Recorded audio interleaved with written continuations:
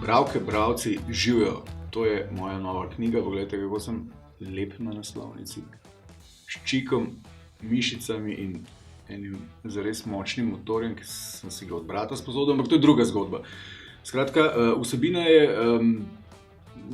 manj popolna, kot je popolna tale fotografija. Govori namreč o eksistencialni stiski, ko se zaveš, da je pred teboj, če imaš srečo in če ne greš v to tako imenovano onkološko bližnjico, tako malo manj kot pol življenja.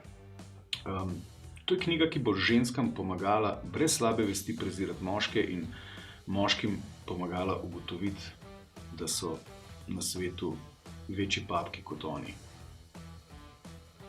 Če boste to prebrali, se boste res počutili alfa samce.